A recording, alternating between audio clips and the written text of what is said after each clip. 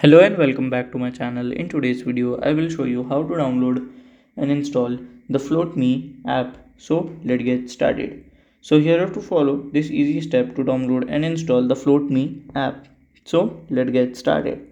So if you are an Apple user or iOS user, then you can use your Apple Store. If you are an Android user, you should must use your Google Play Store. So at here, I will just go to the Google search bar and I will directly search for the FloatMe app. So from here you can see FloatMe Instant Cash Advance. Just click on here. Then you have to click on this install button and it will automatically download and install the app and you can use it. If you scroll down, you can also see the other ratings too for the apps and you can see and write the rating too. And if you have any question related to this app, you can let me know in my comment section.